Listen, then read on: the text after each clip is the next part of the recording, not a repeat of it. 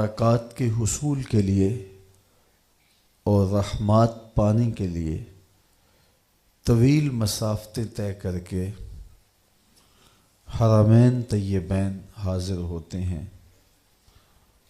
اور ہر ایک شخص کے بس میں یہ نہیں کہ وہ دیار نور پہ یوں حاضر ہو۔ ماہ صیام خود آ کر کے بندوں کو نوازتا ہے۔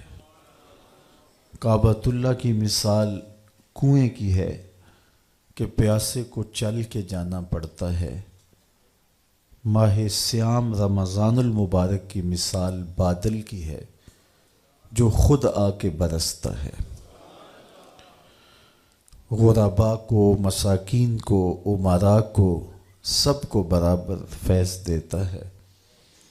اس کی برکتیں ہر سال ہم سمیٹتے ہیں، من میں کتنی روشنیاں اور کتنے اجالے اگاتا ہے۔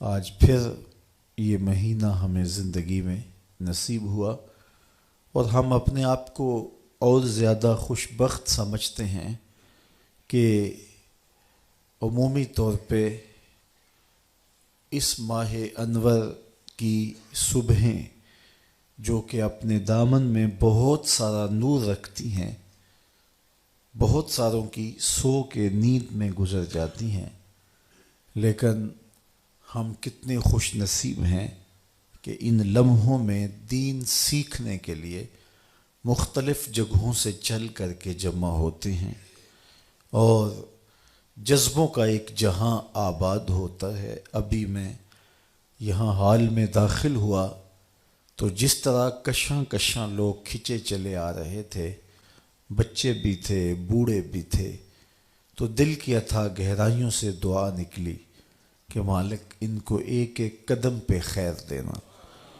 اور یہ خالی کبھی نہ لوٹیں، ان کے واپس گھروں میں پہنچنے سے قبل اس اجتماع کی برکتیں ان کے گھروں تک پہنچا دینا۔ اور مجھے امید ہے کہ یہاں آنے والا کوئی شخص محروم نہیں رکھا جائے گا۔ ماہ صیام کی پہلی صبح ہے اور ہم دین سمجھنے کے شوق میں چل کر کے سفر کاٹ کر کے یہاں پہنچے۔ ظاہر ہے رات دیر سے سوئے، صبح جلدی اٹھے اور سحری بھرپور کرنے کے بعد نیند کا غلبہ بھی ہوتا ہے، لیکن قربانی دے کے آپ کا یہ پہنچنا سعادت مندی ہے اور یہ رائے گاہ نہیں جائے گا۔ فہم دین کو سمجھنے کی ایک کوشش ہے۔ دین کیا ہے؟ بعض لوگوں نے نماز، روزہ، حج اور زکوٰۃ کو ہی دین سمجھ لیا ہے۔ یہ دین کا ایک حصہ ہے، لیکن دین مختلف چیزوں کے مجموعے کا نام ہے۔ اعتقادات، عبادات، معاملات اور اخلاقیات۔ اعتقادات، ہمارے عقیدے کیا ہونے چاہیے، نظریات کیا ہونے چاہیے اللہ تعالیٰ جل شانہ کے بارے میں۔ وہ واجب الوجود ہے، واحد ہے، احد ہے، صمد ہے، بے نیاز ہے، پوری کائنات کو اسی نے تخلیق کیا ہے، وہ تخلیق ہونے سے پاک ہے، کسی کا باپ نہیں، کسی کا بیٹا نہیں، اس کو کسی کی ضرورت اور حاجت نہیں، پوری کائنات اسی کی محتاج ہے۔ پوری کائنات کو بغیر مادے کے، میٹیریل کے، صرف امر کن سے پیدا کرے، یہ اس کی شان ہے، اور وہ اپنے ایک امر سے پوری کائنات کو فنا کر دے، زمین کو لپیٹ لے، آسمانوں کو لپیٹ لے، پہاڑ ریزہ ریزہ بن کے روئی کے گالوں کی طرح اڑتے پھرے، یہ اس کے ایک حکم کی دیر ہے۔ اس کے لیے کوئی مشکل نہیں ہے۔ مختلف مخلوقات اس نے پیدا کی ہیں، انسانی ہدایت کے لیے اس نے نبیوں کا سلسلہ جاری کیا، اور مختلف قوموں کی طرف مختلف نبی جلوہ فراز ہوئے جو ہدایت کا سندیسہ لے کر صداقت کا پرچم تھامے ہوئے دنیا پہ جلوہ فراز ہوئے، لیکن ان سارے نبیوں کے امام اور مقتدا آمنہ کے لال تھے۔ حضور خاتم النبیین ہیں، آخری نبی ہیں۔ حضور کے بعد کسی ذلی بروزی اور کسی تشریعی اور غیر تشریعی نبی کی ضرورت باقی نہیں ہے۔ جو یہ دعویٰ کرے گا وہ دجال ہوگا، جھوٹا ہوگا، اور کوئی امکان حضور کے بعد نبوت کا باقی نہیں رہا۔ اللہ نے اپنے محبوب کو بہت ساری شانوں سے نوازا، مختلف انبیاء پر کتابیں اور صحیفے نازل کیے، 4 کتابیں اور 100 صحیفے نازل ہوئے جو مختلف انبیاء پر نازل ہوئے۔ قرآن کے علاوہ جتنی بھی کتابیں اور صحیفے ہیں ان میں تحریف راہ پا چکی ہے۔ ہمارا عقیدہ یہ ہے کہ وہ کتابیں سچ کے ساتھ اللہ نے نازل کی، قوموں نے ان کے اندر قط و برید کی، اپنی مرضی سے کچھ شامل کر لیا، کچھ کاٹ دیا۔ تو ہم کہتے ہیں مالک جو تو نے نازل کیا تھا وہ سچ تھا، اب جو قوموں نے شامل کیا ہے ہم اس کا انکار کرتے ہیں۔ لہٰذا ہمیں پتہ نہیں ہے کہ کون سی چیز نکالی گئی، کون سی چیز شامل کی گئی، سوائے چند مخصوص چیزوں کے جو کہ مختلف ذرائع سے ہمیں معلوم ہوئی کہ یہ انہوں نے کاٹ دی اور یہ چیز انہوں نے شامل کی۔ قرآن مجید وہ واحد کتاب ہے جس میں کوئی تغیر اور کوئی تبدل ممکن نہیں ہے، اور یہ میرے اور آپ کے آقا و مولا حضور کے سینہ اطہر میں نازل ہوئی، اور اس کتاب کی حفاظت اللہ نے اپنے ذمہ کرم پہ لی۔ اس کا ظاہری انتظام حفاظت کا یوں ہوا کہ اس کو یاد کرنا آسان کر دیا گیا۔ باقی کتابوں کے حافظ نہیں ہوتے تھے، یہاں آج کل تو منظر دیکھنے کو ملتا ہے، ہر مسجد سے قرآن پڑھنے کی صدائیں آ رہی ہیں۔ یہ اس کتاب کا معجزہ ہے اور یہ سینوں میں محفوظ ہے، اس کے احکام اٹل ہیں، اس کی ہر بات سچی ہے۔ یہ وہ کتاب ہے جس کو کھولتے ہی ملے گا ذالک الکتاب لا ریب فیہ۔ دنیا کے بڑے سے بڑے مصنف نے بھی کچھ لکھا ہو تو وہ آخر میں لکھتا ہے یا ابتدا میں کہ کوئی ایسا سکم پائیں تو مجھے بتائیں تاکہ اگلے ایڈیشن میں اس کی اصلاح کر دی جائے، لیکن یہ کتاب کھولتے ہی ملے گا اس میں کوئی سکم ہے ہی نہیں۔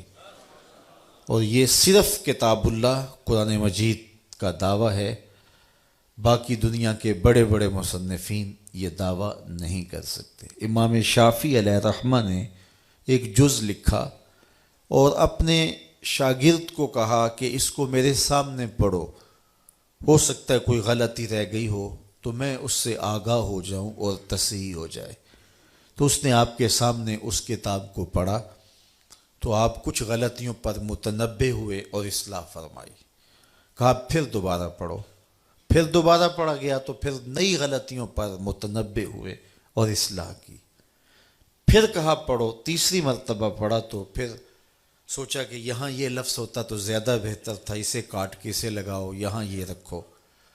اس طرح وہ کتاب امام شافعی علیہ رحمہ کے سامنے 70 مرتبہ پڑھی گئی، اور ہر بار کسی نئی غلطی سے متنبہ ہوتے۔ پھر آپ نے پڑھنے والے کو کہا داہو، اسے چھوڑ دے، شافعی کی کتاب یہ حق نہیں رکھتی کہ اس میں کوئی غلطی نہ ہو، یہ حق صرف اللہ کی کتاب قرآن کو حاصل ہے۔ تو اس میں کوئی غلطی نہیں ہے، اس کتاب میں کوئی تغیر نہیں ہو سکتا، کوئی تبدیلی نہیں ہو سکتی، اس کے فیصلے اٹل ہیں، اس کی خبریں سچی ہیں، یہ سراسر ہدایت کا سرچشمہ ہے، اس سے وابستہ ہونے والا کبھی بھی گمراہ نہیں ہو سکتا۔ سیدنا علی المرتضی رضی اللہ تعالی عنہ کی مرویات سے ہے، میرے حضور علیہ السلام قرب قیامت کے فتنوں کا ذکر کر رہے تھے تو عرض کی یا رسول اللہ صلی اللہ علیہ وسلم، پھر جب فتنے اتنے اتریں گے تو پھر ہمارے پاس بچنے کی صورت کیا ہوگی؟ تو برجستہ فرمایا اللہ کی کتاب قرآن مجید، تو یہ کتاب اگر پاس ہو، من میں اتار لو تو پھر گمراہیاں قریب نہیں آ سکتی، آپ ہدایت کی راہوں کے مسافر ہوں گے۔ اللہ تعالیٰ جل شانہ نے جنت دوزخ کو پیدا کیا اور ان پر ایمان لانا ہمارے اعتقادات میں شامل ہے۔ جنت اللہ کی رضا کا مظہر ہے، دوزخ اللہ کے قہر و غضب کا مظہر ہے۔ مطلب کیا؟ جس پہ راضی ہوگا اس کو جنت میں بھیجے گا، جس پہ ناراض ہوگا اس کو جہنم میں ڈالے گا۔ اس لیے جنت اور دوزخ کا مذاق اڑانا، ان کو ہلکا جاننا، یہ مومن کا شیوا نہیں ہے۔ تو یہ اللہ کی رضا اور قہر و غضب کے مظاہر ہیں۔ حضور علیہ الصلاۃ والسلام نے جنت کے لیے دعائیں کی ہیں اور جہنم سے پناہ طلب کی ہے۔ امتیوں کو بھی کہا جب اللہ سے مانگو تو جنت الفردوس مانگو۔ جہنم سے پناہ مانگنے کی تلقین کی گئی چونکہ وہ اللہ کے قہر و غضب کا مظہر ہے۔ تو جنت اور دوزخ ان پر ایمان لانا، یوم حشر پر ایمان لانا، جس کی مقدار قرآن نے بتائی ہے کہ وہ 50,000 سال کا ایک دن ہوگا اور کاٹنے سے کٹے گا ہی نہیں، لیکن مومن کے لیے ایسے کٹے گا جس طرح عصر کی نماز کا وقت کٹتا ہے۔ اللہ اکبر! جس طرح قبر برزخ کی زندگی ہے وہ بھی ہمارے ایمانیات میں شامل ہے کہ مرنے کے بعد ہم دوبارہ اٹھائے جائیں گے اور قبر میں ہمیں 3 سوال پوچھے جائیں گے۔ پھر قبر یا جنت کے باغوں میں سے باغ ہے یا جہنم کے گڑھوں میں سے گڑھا ہے۔ جس کے لیے جہنم کا گڑھا تو اس کے لیے قبر کی منزل کاٹنا بھی مشکل ہوگی۔ وہاں عذاب مسلط کر دیے جائیں گے، سانپ مسلط کر دیے جائیں گے، بچھو مسلط کر دیے جائیں گے، لیکن جو مومن ہوگا اس کی قبر جنت کے باغوں میں سے ایک باغ ہوگی اور اس کے لیے قبر کی منزل کاٹنا مشکل نہیں ہوگی۔ وہ ایسے ہی ہوگا جس طرح ہار ٹوٹ گیا اور اس کے موتی اکٹھے کرنے لگا تو اتنے میں قیامت کھڑی ہوگی۔ تو یہ ہمارے اعتقادات ہیں۔ فرشتوں پر ہمارا عقیدہ کہ وہ ایسی مخلوق ہے جو مختلف شکلوں میں متشکل ہو جاتی ہے اور اللہ کی نافرمانی نہیں کرتی۔ اسی طرح جن بھی مخلوقات میں شامل ہے۔ اچھی بری تقدیر پر ایمان لانے کی ہمیں تلقین کی گئی کہ اللہ تعالیٰ جل شانہ نے تقدیر لکھ دی ہے، جو لکھا ہے اس کے مطابق ہی ہو رہا ہے، لیکن جو چونکہ ہم نے کرنا تھا اس نے اپنے علم کے مطابق پہلے ہی تحریر فرما دیا۔ ہمارے دونوں کندھوں پر 2 فرشتے ہیں کرامن کاتبین جو ہمارے اعمال کو لکھ رہے ہیں اور قیامت کے دن وہ دفتر اللہ کے حضور پیش کر دیں گے، اور پھر وہ دفتر جس پر نامہ اعمال لکھے ہوں گے، وہ نامہ اعمال کا دفتر قیامت کے دن بندے کے ہاتھ میں دیا جائے گا۔ جو مومن صالح ہوگا، جس کا نامہ اعمال خیر سے بھرا ہوا ہوگا، اس کو دائیں ہاتھ میں وہ کتاب دی جائے گی اور دوسرے کو بائیں ہاتھ میں دی جائے گی اور پیچھے سے دی جائے گی، اور جس کو دائیں ہاتھ میں کتاب دی جائے گی وہ خوش ہوگا اور کہے گا آؤ پڑھو میری کتاب، اور جس کو بائیں ہاتھ میں کتاب دی گئی تو وہ سخت دکھی ہوگا اور کہے گا ما لہذا الکتاب لا یغادر صغیرۃ ولا کبیرۃ الا احصاها، ہائے اس کتاب کو کیا ہو گیا، اس نے چھوٹی بڑی کوئی بات نہ چھوڑی، سب کچھ لکھ دیا، لیکن پھر پچھتانے سے کچھ نہیں ہوگا۔ آج کا پچھتاوا کل کی بہتری کی ضمانت ہو سکتا ہے۔ ایمانیات میں اور بھی بہت ساری چیزیں آتی ہیں اور ان پر ایمان لانا ہمارے اوپر لازم اور ضروری ہے۔ بنیادی ہمارے عقیدے تین ہیں: عقیدہ توحید، عقیدہ رسالت اور عقیدہ آخرت۔ تو یہ دین کا ایک حصہ ہے ایمانیات، نظریات یا اعتقادات۔ دوسرا حصہ ہے عبادات۔ عبادات میں نماز آتی ہے۔ دن میں 5 مرتبہ نماز مرد عورت پر فرض کی گئی ہے، اور مسافرت کی صورت میں، بیماری کی صورت میں بھی نماز کی معافی نہیں، سوائے خواتین کو ایام مخصوصہ میں انہیں رخصت دی گئی ہے، چھٹی دی گئی ہے، اور وہ اس کی قضا بھی نہیں کریں گی۔ ہاں، روزے کی قضا ان کے اوپر لازم ہے، لیکن نماز کی قضا ان پر نہیں ہے۔ باقی نماز کی بیماری کی حالت میں بھی چھٹی نہیں ہے، سفر کی حالت میں بھی چھٹی نہیں ہے، حتیٰ کہ اگر نماز کے لیے وضو کا پانی دستیاب نہیں ہے تو تیمم کر کے نماز پڑھی جائے گی۔ اگر کھڑا ہونے کی سکت نہیں رکھتا تو بیٹھ کے پڑھی جائے گی، بیٹھ کر نہیں پڑھ سکتا تو لیٹ کے پڑھی جائے گی۔ تو یہ ہے عبادات میں ایک چیز نماز، اور نماز اسلام کا اہم اور بنیادی رکن ہے۔ جو نماز کا انکار کرتا ہے یا نماز کو ہلکا جانتا ہے یا نماز کا تمسخر اڑاتا ہے، وہ بے دین ہے، کافر ہے، دائرہ اسلام سے خارج ہے۔ چاہے وہ کوئی عام شخص ہو، چاہے ملنگ ہو، چاہے کوئی بھی ہو، جو نماز کا تمسخر اڑائے اس کا دین سے کوئی تعلق نہیں ہے۔ جو نماز جان بوجھ کے نہیں پڑھتا وہ گناہ گار ہے، اور گناہ کبیرہ کا مرتکب ہوتا ہے۔ بعض ائمہ نے کہا کہ اسے قتل کیا جائے گا، بعض نے کہا کہ اس کو قید میں ڈال دیا جائے گا۔ یہ امام اعظم امام ابو حنیفہ علیہ رحمہ کا موقف ہے کہ بے نمازی کو حاکم وقت قید میں ڈال دے گا یہاں تک کہ وہ توبہ کرے، اگر توبہ کرے گا تو اسے چھوڑ دیا جائے گا۔ یہ ہے حضرت امام اعظم امام ابو حنیفہ کا موقف۔ تو نماز اس قدر اہم عبادت ہے کہ اس کے ترک کرنے پر سخت وعید آئی ہے، اور قیامت کے دن بندے سے سب سے پہلا جو سوال کیا جائے گا وہ نماز کا ہی سوال ہوگا۔ تو جس نے یہ سوال اس کا اچھا جواب دے دیا وہ کامیاب اور بامراد ہوا، اور جو اس کا جواب ہی نہ دے سکا وہ خاسر و نامراد لوٹے گا۔ دوسری چیز زکوٰۃ ہے۔ زکوٰۃ بھی اہم رکن ہے، اور اس کا انکار کرنا بھی کفر ہے۔ اگر کوئی زکوٰۃ نہیں دیتا تو سخت گناہ گار ہے، گناہ کبیرہ کا مرتکب ہے۔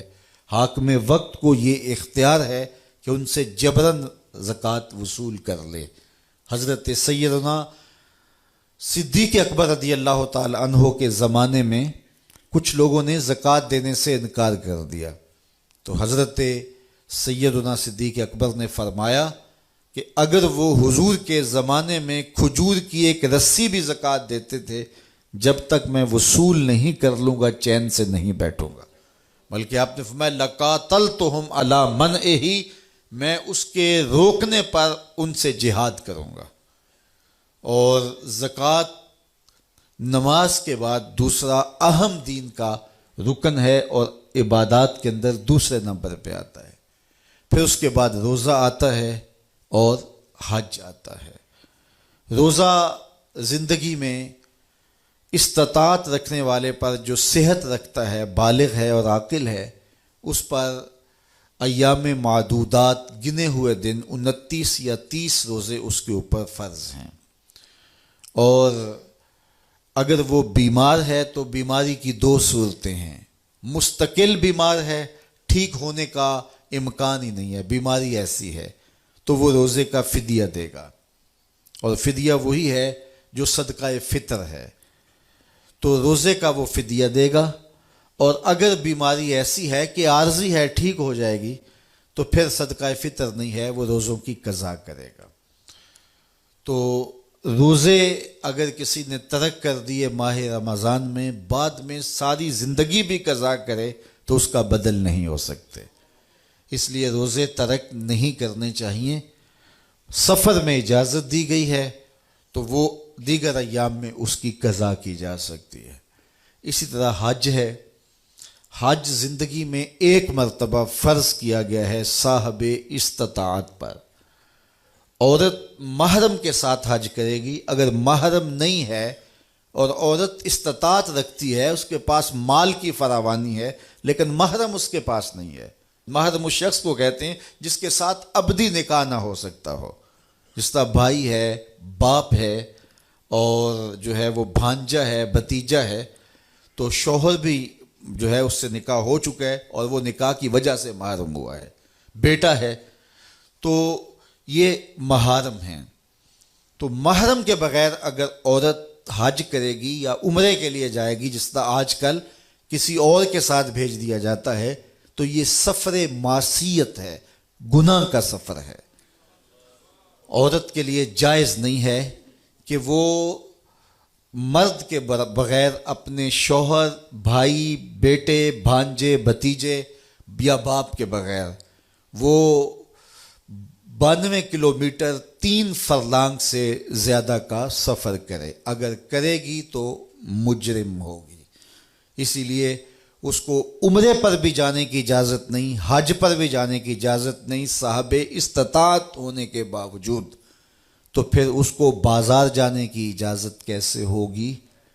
وہ اگر اتنے فاصلے پر ہے، اور اس کو پھر کسی دربار پہ جانے کی کس طرح اجازت ہوگی؟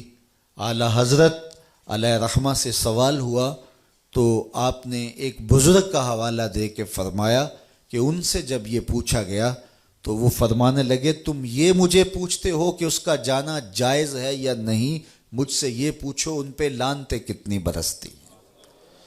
تو اگر محرم نہیں ہے تو پھر عورت حج پہ بھی نہ جائے، عمرے پہ بھی نہ جائے۔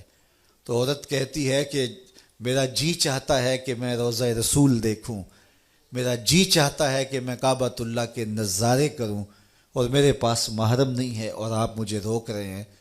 تو بی بی میں نے نہیں روکا، اللہ کے رسول نے روکا ہے۔ تو صبر کرے گی تو گنبد خضرا نہیں دیکھنے جائے گی، گنبد خضرا والا تیرے پہ راضی ہوگا۔ تو کعبہ دیکھنے نہیں جائے گی، کعبے والا تیرے پہ راضی ہوگا، اس لیے کہ تو نے کعبے والے کے حکم کو مانا ہے، گنبد خضرا والے کے حکم کو مانا ہے۔ تو استطاعت ہونے کے باوجود عورت کے پاس اگر محرم نہیں ہے تو وہ حج کو نہیں جائے گی۔ حج زندگی میں ایک مرتبہ ہی جو ہے وہ واجب ہے۔ ایک روایت میں آتا ہے 5 سال کے بعد حج کے وجوب کے حوالے سے ایک روایت میں آتا ہے، لیکن علماء نے اس کو استحباب پر محمول کیا ہے، اور وہ یہ ہے کہ جو صاحب استطاعت ہے وہ ہر 5 سال کے بعد حج کر لیا کرے تو اس کے لیے یہ برکت والی چیز ہے۔ لیکن زندگی میں حج فرض ایک بار ہی ہے، واجب ایک بار ہی ہے، اور اس پر واضح دلیل ہے۔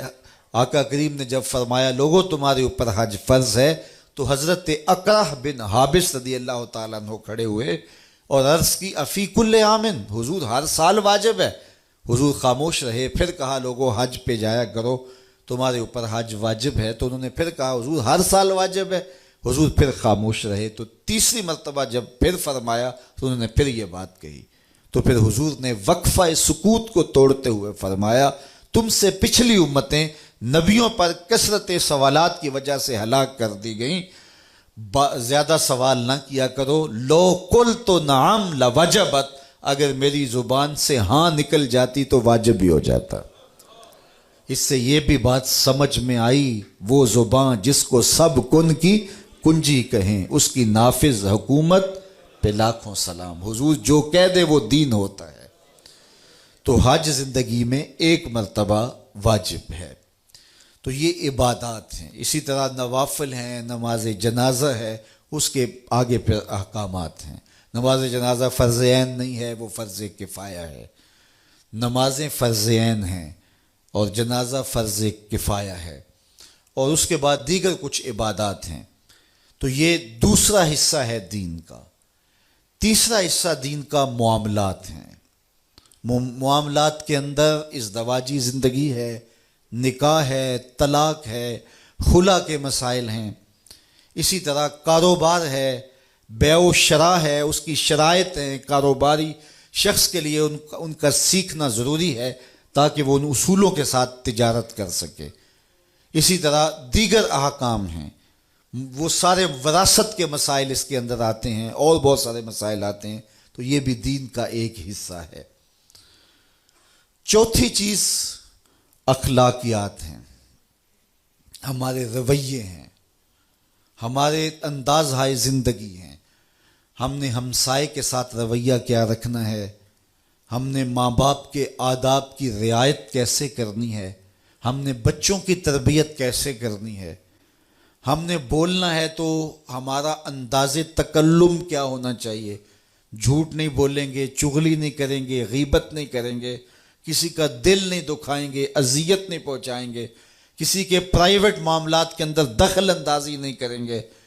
اسی طرح جو ہے وہ اور بہت سارے معاملے ہیں جن کا تعلق اخلاقیات سے ہے۔ اور دین حسن خلق کا نام ہے۔ قیامت کے دن جب نامہ اعمال میں عمل ڈالے جائیں گے، سب سے زیادہ جس عمل کا وزن ہوگا وہ حسن خلق ہوگا۔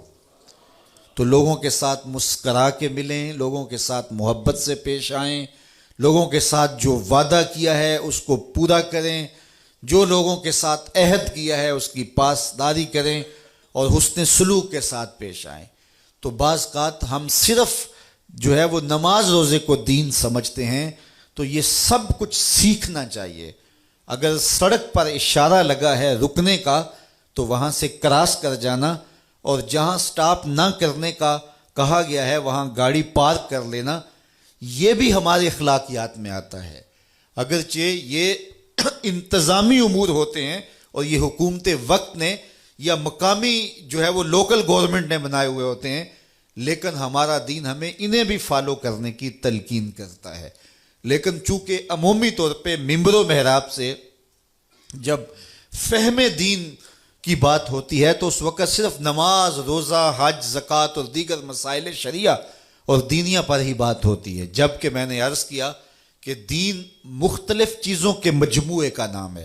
یہ پوری زندگی گزارنے کا ایک اسلوب ہے جس میں ہماری نجی زندگی بھی آتی ہے، ہماری گھریلو آئلی زندگی بھی آتی ہے، ہماری معاشرتی پوری سیاسی زندگی بھی آتی ہے، جس میں ہمارے جو ہے وہ اپنے رب کے ساتھ جو پرائیویٹ تعلقات ہیں عبادات کے وہ بھی آتے ہیں، مخلوق کے ساتھ جو ہمارے تعلقات ہیں معاملات کے وہ بھی اس کے اندر آتے ہیں، اور لوگوں کے ساتھ اس نے سلوک اور رویے جو ہیں وہ بھی آتے ہیں۔ اور ہمیں ایک ایک عمل ہمارے دین نے ہمیں سکھایا ہے۔ میرے آقا کریم علیہ الصلوۃ والسلام نے واش روم میں داخل ہونے کا طریقہ بھی بتایا، وہاں بیٹھنے کا سلیقہ بھی بتایا، اور ہمیں سایہ دار درخت کے نیچے بول و براز کرنے سے روکا گیا، اس لیے کہ کوئی گزرتا ہوا شخص سستانے کے لیے وہاں رکے گا تو پھر اس کو وہاں اس بول و براز کی وجہ سے تعفن اور بدبو کا سامنا کرنا پڑے گا جو اس کی طبیعت پہ گراں ہوگا۔ اس لیے سایہ دار درخت کے نیچے بھی بول و براز کرنے سے منع کیا گیا، پھل دار درخت کے نیچے بھی بول و براز کرنے سے منع کیا گیا، کہ اوپر سے کوئی پھل گرے گا تو وہ گندی جگہ پہ گرے گا، تو اگر کوئی شخص اس کو اٹھا کے کھا لیتا ہے تو وہ بیماری کا شکار ہو سکتا ہے۔ اس سے ہمیں منع کیا، یہ بات ہمیں سمجھائی گئی اور ہمیں یہ بات سکھائی گئی۔ ہمارے دین نے کوئی امر ہم سے مخفی نہیں رکھا ہے۔ حضور نے فرمایا انما انا لکم مثل الوالد، فرمایا لوگوں میں تمہارے لیے باپ کی جگہ پر ہوں۔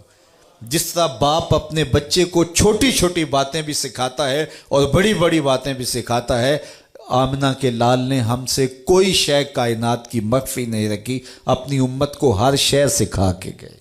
بیٹھنے اٹھنے کا سلیقہ بتایا، سونے جاگنے کا سلیقہ بتایا، کھانے پینے کا سلیقہ بتایا، پانی پینے کا طریقہ بتایا، اور اس کی مقدار کیا کچھ حضور نے ہم سے جو ہے وہ شیئر نہیں کیا، کیا کچھ حضور نے ہمیں بتایا نہیں۔ اس لیے دین جو ہے وہ صرف چند عبادات کا نام نہیں ہے، دین معاملات، اخلاقیات اور جو ہے وہ دین اعتقادات اور عبادات، ان چاروں چیزوں کے مجموعے کا نام ہے۔ اس لیے ہمیں ساری چیزوں کو سمجھنا چاہیے اور ان چیزوں پر عمل کرنا چاہیے، اور زندگی کے ایک ایک گوشے کے اندر ہمیں پوری رہنمائی دی گئی ہے۔ کسی دین نے جو ہے وہ کسی اپنے ماننے والے کو اتنی تفصیل سے آگہی نہیں دی جتنی دین اسلام نے اپنے ماننے والوں کو آگہی دی ہے۔ اس لیے ہمیں مسجد سے پورا دین سیکھنا چاہیے، اور جو بھی ہم کر رہے ہوں وہ ہمارا دین ہوتا ہے، اور ہماری دنیا کیا ہوتی ہے؟ وہی کام جو ہم کر رہے ہیں جب خدا سے کٹ کے کریں گے تو پھر وہ دنیا ہوگی، خدا سے جڑ کے کریں گے تو وہ دین ہوگا۔ ملا رومی فرماتے ہیں چیز دنیا از خدا غافل بدن، دنیا کیا ہے؟ خدا سے غافل ہونا دنیا ہے۔ وہی کام دنیا بن جائے گا اگر خدا سے غافل ہو کے کریں گے، اور وہی کام دین بن جائے گا اگر خدا کے تابع ہو کے کریں گے۔ حدیث میں آتا ہے کہ حضور نے فرمایا جو لقمہ کما کے تم اپنی بیوی کے منہ میں رکھتے ہو وہ بھی صدقہ لکھا جاتا ہے، جو تم اپنے بچوں کو کھلاتے ہو وہ بھی صدقہ ہے، جو تم اپنے ہمسایوں کے ساتھ سلوک کرتے ہو وہ بھی صدقہ ہے۔ حتیٰ کہ مرد جب اپنی بیوی کے ساتھ تنہائی میں بیٹھتا ہے اور اس سے خوش گپیوں میں مصروف ہوتا ہے، اللہ کے محبوب فرماتے ہیں اس پر بھی اس کو اجر دیا جاتا ہے۔ تو مومن کی تو پھر پوری زندگی دین ہی دین ہے، اور یہ نفع ہی نفع ہے۔ اس لیے ہمیں اپنی خواہشات کو ترک کر کے اللہ رسول کے سپرد اپنے آپ کو کرنا ہوگا۔ تو جب اللہ رسول کے ہم سپرد کر دیں گے تو ہماری خواہشات کا وہ خود لحاظ رکھتے ہیں۔ خوشی کا موقع ہے تو ہمیں ضابطے دیے گئے۔ دیکھیے ایک سادی میں مثال دیتا ہوں کہ یہاں مہمان آ گئے یا آپ کو کوئی چیز دینی ہے تو میں آپ کو ایک ایک کر کے جو ہے وہ بانٹوں گا، تقسیم کروں گا، آپ کے آگے رکھوں گا۔ لیکن شادی آئی تو اب کہا خرما تقسیم کرو، یعنی وہ چوہارے بانٹنے ہیں، تو اس کو کہا بانٹنے نہیں ہیں۔ کیوں؟ اس لیے کہ موقع شادی کا ہے، احکام بھی اس کے مطابق ہوں گے۔ اب اس کو بانٹنا نہیں ہے، اس کو لٹانا ہے، یعنی اس کو پھینکیں گے۔ جب پھینکیں گے تو لوگ چھینا جھپٹی کر کے ایک دوسرے سے لیں گے، ماحول میں شگفتگی پیدا ہوگی۔ آمنہ کے لال جانتے ہیں خوشی کے موقع ہیں، ان کے جو ہیں وہ مسائل بھی خوشی کے مطابق ہی مرتب ہونے چاہیے۔ تو غم کا موقع ہے تو اس کے مطابق مسائل ہیں، خوشی کا موقع ہے تو اس کے مطابق مسائل ہیں۔ اس لیے ہمیں اپنی پوری زندگی جب دین کے سپرد کر دیں گے، دین بعض لوگوں نے سمجھا ہے کہ دین تسبیح پکڑ کے بس اللہ اللہ کرنے کا نام ہے، باقی معاملات زندگی یہ تو ہمارا مسئلہ ہے۔ یہ ہمارا مسئلہ نہیں، یہ سارا ہی دین کا مسئلہ ہے۔ دین ہمیں خوشیاں بھی دیتا ہے، غموں کو پاٹنے کا سلیقہ بھی دیتا ہے، دکھ آ جائیں تو کیسے گزرنا ہے، خوشی کو کیسے منانا ہے، اولاد کی تربیت کیسے کرنی ہے، خلوت میں اپنی زوجہ کے ساتھ کیسے بیٹھ کر کے گفتگو کا انداز اختیار کرنا ہے، یہ سب کچھ ہمارے آقا و مولا نے ہمیں بتایا ہے۔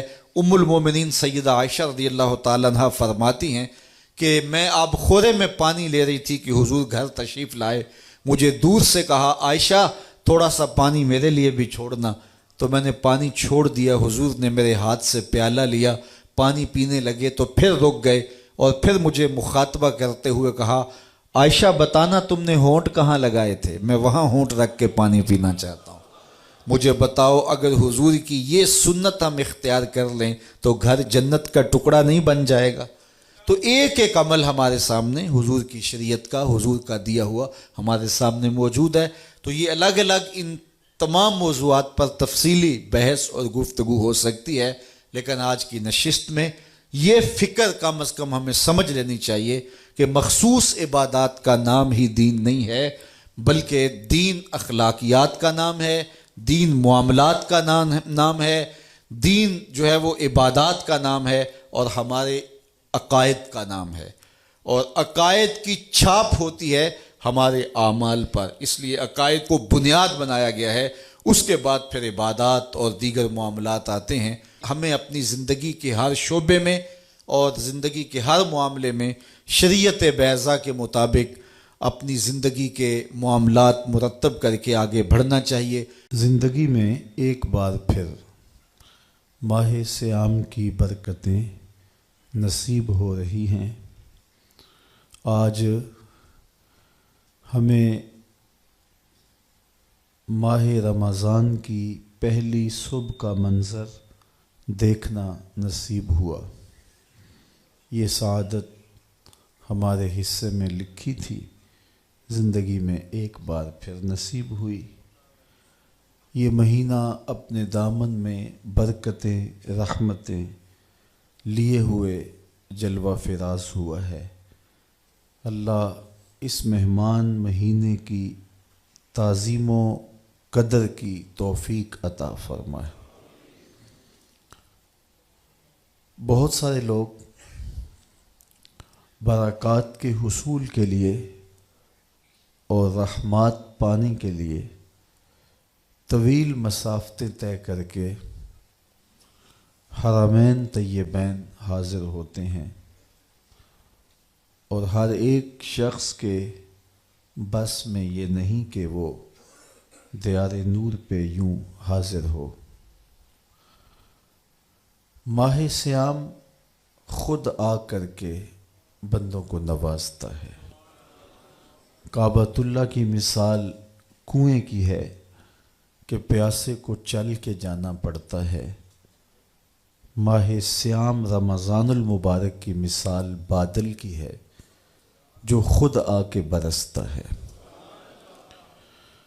غرباء کو، مساکین کو، امراء کو، سب کو برابر فیض دیتا ہے۔ اس کی برکتیں ہر سال ہم سمیٹتے ہیں، من میں کتنی روشنیاں اور کتنے اجالے اگاتا ہے۔ آج پھر یہ مہینہ ہمیں زندگی میں نصیب ہوا، اور ہم اپنے آپ کو اور زیادہ خوش بخت سمجھتے ہیں کہ عمومی طور پہ اس ماہ انور کی صبحیں جو کہ اپنے دامن میں بہت سارا نور رکھتی ہیں، بہت ساروں کی سو کے نیند میں گزر جاتی ہیں، لیکن ہم کتنے خوش نصیب ہیں کہ ان لمحوں میں دین سیکھنے کے لیے مختلف جگہوں سے چل کر کے جمع ہوتے ہیں، اور جذبوں کا ایک جہاں آباد ہوتا ہے۔ ابھی میں یہاں حال میں داخل ہوا تو جس طرح کشاں کشاں لوگ کھچے چلے آ رہے تھے، بچے بھی تھے، بوڑھے بھی تھے، تو دل کی اتھاہ گہرائیوں سے دعا نکلی کہ مالک ان کو ایک ایک قدم پہ خیر دینا، اور یہ خالی کبھی نہ لوٹیں، ان کے واپس گھروں میں پہنچنے سے قبل اس اجتماع کی برکتیں ان کے گھروں تک پہنچا دینا۔ اور مجھے امید ہے کہ یہاں آنے والا کوئی شخص محروم نہیں رکھا جائے گا۔ ماہ صیام کی پہلی صبح ہے، اور ہم دین سمجھنے کے شوق میں چل کر کے سفر کاٹ کر کے یہاں پہنچے۔ ظاہر ہے رات دیر سے سوئے، صبح جلدی اٹھے، اور سحری بھرپور کرنے کے بعد نیند کا غلبہ بھی ہوتا ہے، لیکن قربانی دے کے آپ کا یہ پہنچنا سعادت مندی ہے، اور یہ رائے گاہ نہیں جائے گا۔ فہم دین کو سمجھنے کی ایک کوشش ہے۔ دین کیا ہے؟ بعض لوگوں نے نماز، روزہ، حج اور زکوٰۃ کو ہی دین سمجھ لیا ہے۔ یہ دین کا ایک حصہ ہے، لیکن دین مختلف چیزوں کے مجموعے کا نام ہے۔ اعتقادات، عبادات، معاملات اور اخلاقیات۔ اعتقادات، ہمارے عقیدے کیا ہونے چاہیے، نظریات کیا ہونے چاہیے اللہ تعالیٰ جل شانہ کے بارے میں۔ وہ واجب الوجود ہے، واحد ہے، احد ہے، صمد ہے، بے نیاز ہے، پوری کائنات کو اسی نے تخلیق کیا ہے، وہ تخلیق ہونے سے پاک ہے۔ کسی کا باپ نہیں، کسی کا بیٹا نہیں، اس کو کسی کی ضرورت اور حاجت نہیں، پوری کائنات اسی کی محتاج ہے۔ پوری کائنات کو بغیر مادے کے، میٹیریل کے، صرف امر کن سے پیدا کرے، یہ اس کی شان ہے۔ اور وہ اپنے ایک امر سے پوری کائنات کو فنا کر دے، زمین کو لپیٹ لے، آسمانوں کو لپیٹ لے، پہاڑ ریزہ ریزہ بن کے روئی کے گالوں کی طرح اڑتے پھرے، یہ اس کے ایک حکم کی دیر ہے۔ اس کے لیے کوئی مشکل نہیں ہے۔ مختلف مخلوقات اس نے پیدا کی ہیں۔ انسانی ہدایت کے لیے اس نے نبیوں کا سلسلہ جاری کیا، اور مختلف قوموں کی طرف مختلف نبی جلوہ فراز ہوئے، جو ہدایت کا سندیسہ لے کر صداقت کا پرچم تھامے ہوئے دنیا پہ جلوہ فراز ہوئے۔ لیکن ان سارے نبیوں کے امام اور مقتدا آمنہ کے لال تھے۔ حضور خاتم النبیین ہیں، آخری نبی ہیں۔ حضور کے بعد کسی ذلی، بروزی اور کسی تشریعی اور غیر تشریعی نبی کی ضرورت باقی نہیں ہے۔ جو یہ دعویٰ کرے گا وہ دجال ہوگا، جھوٹا ہوگا، اور کوئی امکان حضور کے بعد نبوت کا باقی نہیں رہا۔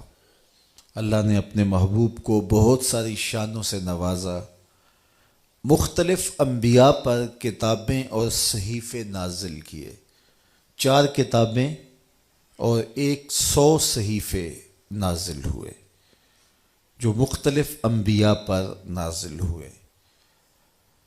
قرآن کے علاوہ جتنی بھی کتابیں اور صحیفے ہیں ان میں تحریف راہ پا چکی ہے۔ ہمارا عقیدہ یہ ہے کہ وہ کتابیں سچ کے ساتھ اللہ نے نازل کی، قوموں نے ان کے اندر قط و برید کی، اپنی مرضی سے کچھ شامل کر لیا، کچھ کاٹ دیا۔ تو ہم کہتے ہیں مالک جو تو نے نازل کیا تھا وہ سچ تھا، اب جو قوموں نے شامل کیا ہے ہم اس کا انکار کرتے ہیں۔ لہٰذا ہمیں پتہ نہیں ہے کہ کون سی چیز نکالی گئی، کون سی چیز شامل کی گئی، سوائے چند مخصوص چیزوں کے جو کہ مختلف ذرائع سے ہمیں معلوم ہوئی کہ یہ انہوں نے کاٹ دی اور یہ چیز انہوں نے شامل کی۔ قرآن مجید وہ واحد کتاب ہے جس میں کوئی تغیر اور کوئی تبدل ممکن نہیں ہے، اور یہ میرے اور آپ کے آقا و مولا حضور کے سینہ اطہر میں نازل ہوئی، اور اس کتاب کی حفاظت اللہ نے اپنے ذمہ کرم پہ لی۔ اس کا ظاہری انتظام حفاظت کا یوں ہوا کہ اس کو یاد کرنا آسان کر دیا گیا۔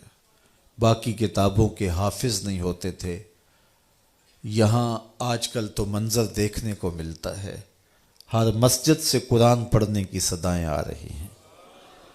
یہ اس کتاب کا معجزہ ہے اور یہ سینوں میں محفوظ ہے، اس کے احکام اٹل ہیں، اس کی ہر بات سچی ہے۔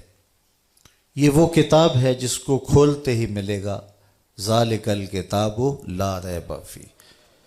دنیا کے بڑے سے بڑے مصنف نے بھی کچھ لکھا ہو تو وہ آخر میں لکھتا ہے یا ابتدا میں کہ کوئی ایسا سکم پائیں تو مجھے بتائیں تاکہ اگلے ایڈیشن میں اس کی اصلاح کر دی جائے، لیکن یہ کتاب کھولتے ہی ملے گا اس میں کوئی سکم ہے ہی نہیں۔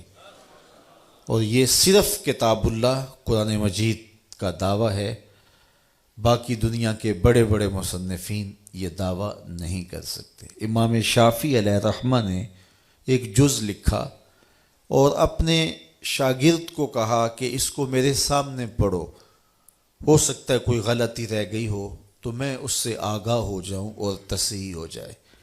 تو اس نے آپ کے سامنے اس کتاب کو پڑھا تو آپ کچھ غلطیوں پر متنبہ ہوئے اور اصلاح فرمائی۔ کہا پھر دوبارہ پڑھو، پھر دوبارہ پڑھا گیا تو پھر نئی غلطیوں پر متنبہ ہوئے اور اصلاح کی۔ پھر کہا پڑھو، تیسری مرتبہ پڑھا تو پھر سوچا کہ یہاں یہ لفظ ہوتا تو زیادہ بہتر تھا، اسے کاٹ کے اسے لگاؤ، یہاں یہ رکھو۔ اس طرح وہ کتاب امام شافعی علیہ رحمہ کے سامنے 70 مرتبہ پڑھی گئی، اور ہر بار کسی نئی غلطی سے متنبہ ہوتے۔ پھر آپ نے پڑھنے والے کو کہا داہو، اسے چھوڑ دے، شافعی کی کتاب یہ حق نہیں رکھتی کہ اس میں کوئی غلطی نہ ہو، یہ حق صرف اللہ کی کتاب قرآن کو حاصل ہے، تو اس میں کوئی غلطی نہیں ہے، اس کتاب میں کوئی تغیر نہیں ہو سکتا، کوئی تبدیلی نہیں ہو سکتی، اس کے فیصلے اٹل ہیں، اس کی خبریں سچی ہیں، یہ سراسر ہدایت کا سر چشمہ ہے، اس سے وابستہ ہونے والا کبھی بھی گمراہ نہیں ہو سکتا۔ سیدنا علی المرتضیٰ رضی اللہ تعالی عنہ کی مرویات سے ہے، میرے حضور علیہ السلام قرب قیامت کے فتنوں کا ذکر کر رہے تھے، تو عرض کی یا رسول اللہ صلی اللہ علیہ وسلم، پھر جب فتنے اتنے اتریں گے تو پھر ہمارے پاس بچنے کی صورت کیا ہوگی؟ تو برجستہ فرمایا اللہ کی کتاب قرآن مجید، تو یہ کتاب اگر پاس ہو، من میں اتار لو، تو پھر گمراہیاں قریب نہیں آ سکتی، آپ ہدایت کی راہوں کے مسافر ہوں گے۔ اللہ تعالیٰ جل شانہ نے جنت دوزخ کو پیدا کیا، اور ان پر ایمان لانا ہمارے اعتقادات میں شامل ہے۔ جنت اللہ کی رضا کا مظہر ہے، دوزخ اللہ کے قہر و غضب کا مظہر ہے۔ مطلب کیا؟ جس پہ راضی ہوگا اس کو جنت میں بھیجے گا، جس پہ ناراض ہوگا اس کو جہنم میں ڈالے گا۔ اس لیے جنت اور دوزخ کا مذاق اڑانا، ان کو ہلکا جاننا، یہ مومن کا شیوا نہیں ہے۔ تو یہ اللہ کی رضا اور قہر و غضب کے مظاہر ہیں۔ حضور علیہ الصلاۃ والسلام نے جنت کے لیے دعائیں کی ہیں اور جہنم سے پناہ طلب کی ہے۔ امتیوں کو بھی کہا جب اللہ سے مانگو تو جنت الفردوس مانگو۔ جہنم سے پناہ مانگنے کی تلقین کی گئی، چونکہ وہ اللہ کے قہر و غضب کا مظہر ہے۔ تو جنت اور دوزخ، ان پر ایمان لانا، یوم حشر پر ایمان لانا، جس کی مقدار قرآن نے بتائی ہے کہ وہ 50,000 سال کا ایک دن ہوگا، اور کاٹنے سے کٹے گا ہی نہیں، لیکن مومن کے لیے ایسے کٹے گا جس طرح عصر کی نماز کا وقت کٹتا ہے۔ اللہ اکبر! جس طرح قبر برزخ کی زندگی ہے، وہ بھی ہمارے ایمانیات میں شامل ہے کہ مرنے کے بعد ہم دوبارہ اٹھائے جائیں گے، اور قبر میں ہمیں 3 سوال پوچھے جائیں گے۔ پھر قبر یا جنت کے باغوں میں سے باغ ہے یا جہنم کے گڑھوں میں سے گڑھا ہے۔ جس کے لیے جہنم کا گڑھا، تو اس کے لیے قبر کی منزل کاٹنا بھی مشکل ہوگی۔ وہاں عذاب مسلط کر دیے جائیں گے، سانپ مسلط کر دیے جائیں گے، بچھو مسلط کر دیے جائیں گے، لیکن جو مومن ہوگا اس کی قبر جنت کے باغوں میں سے ایک باغ ہوگی، اور اس کے لیے قبر کی منزل کاٹنا مشکل نہیں ہوگی۔ وہ ایسے ہی ہوگا جس طرح ہار ٹوٹ گیا اور اس کے موتی اکٹھے کرنے لگا تو اتنے میں قیامت کھڑی ہوگی۔ تو یہ ہمارے اعتقادات ہیں۔ فرشتوں پر ہمارا عقیدہ کہ وہ ایسی مخلوق ہے جو مختلف شکلوں میں متشکل ہو جاتی ہے اور اللہ کی نافرمانی نہیں کرتی۔ اسی طرح جن بھی مخلوقات میں شامل ہے۔ اچھی بری تقدیر پر ایمان لانے کی ہمیں تلقین کی گئی کہ اللہ تعالیٰ جل شانہ نے تقدیر لکھ دی ہے، جو لکھا ہے اس کے مطابق ہی ہو رہا ہے، لیکن جو چونکہ ہم نے کرنا تھا اس نے اپنے علم کے مطابق پہلے ہی تحریر فرما دیا۔ ہمارے دونوں کندھوں پر 2 فرشتے ہیں کرامن کاتبین، جو ہمارے اعمال کو لکھ رہے ہیں۔ اور قیامت کے دن وہ دفتر اللہ کے حضور پیش کر دیں گے، اور پھر وہ دفتر جس پر نامہ اعمال لکھے ہوں گے، وہ نامہ اعمال کا دفتر قیامت کے دن بندے کے ہاتھ میں دیا جائے گا۔ جو مومن صالح ہوگا، جس کا نامہ اعمال خیر سے بھرا ہوا ہوگا، اس کو دائیں ہاتھ میں وہ کتاب دی جائے گی، اور دوسرے کو بائیں ہاتھ میں دی جائے گی اور پیچھے سے دی جائے گی۔ اور جس کو دائیں ہاتھ میں کتاب دی جائے گی وہ خوش ہوگا اور کہے گا آؤ پڑھو میری کتاب، اور جس کو بائیں ہاتھ میں کتاب دی گئی تو وہ سخت دکھی ہوگا اور کہے گا ما لہذا الکتاب لا یغادر صغیرۃ ولا کبیرۃ الا احصاها، ہائے اس کتاب کو کیا ہو گیا، اس نے چھوٹی بڑی کوئی بات نہ چھوڑی، سب کچھ لکھ دیا۔ لیکن پھر پچھتانے سے کچھ نہیں ہوگا، آج کا پچھتاوا کل کی بہتری کی ضمانت ہو سکتا ہے۔ ایمانیات میں اور بھی بہت ساری چیزیں آتی ہیں، اور ان پر ایمان لانا ہمارے اوپر لازم اور ضروری ہے۔ بنیادی ہمارے عقیدے تین ہیں: عقیدہ توحید، عقیدہ رسالت اور عقیدہ آخرت۔ تو یہ دین کا ایک حصہ ہے ایمانیات، نظریات یا اعتقادات۔ دوسرا حصہ ہے عبادات۔ عبادات میں نماز آتی ہے۔ دن میں 5 مرتبہ نماز مرد عورت پر فرض کی گئی ہے، اور مسافرت کی صورت میں، بیماری کی صورت میں بھی نماز کی معافی نہیں، سوائے خواتین کو ایام مخصوصہ میں انہیں رخصت دی گئی ہے، چھٹی دی گئی ہے، اور وہ اس کی قضا بھی نہیں کریں گی۔ ہاں، روزے کی قضا ان کے اوپر لازم ہے، لیکن نماز کی قضا ان پر نہیں ہے۔ باقی نماز کی بیماری کی حالت میں بھی چھٹی نہیں ہے، سفر کی حالت میں بھی چھٹی نہیں ہے، حتیٰ کہ اگر نماز کے لیے وضو کا پانی دستیاب نہیں ہے تو تیمم کر کے نماز پڑھی جائے گی۔ اگر کھڑا ہونے کی سکت نہیں رکھتا تو بیٹھ کے پڑھی جائے گی، بیٹھ کر نہیں پڑھ سکتا تو لیٹ کے پڑھی جائے گی۔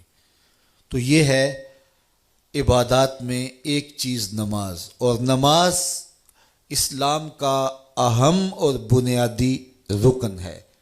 جو نماز کا انکار کرتا ہے یا نماز کو ہلکا جانتا ہے یا نماز کا تمسخر اڑاتا ہے، وہ بے دین ہے، کافر ہے، دائرہ اسلام سے خارج ہے، چاہے وہ کوئی عام شخص ہو، چاہے ملنگ ہو، چاہے کوئی بھی ہو۔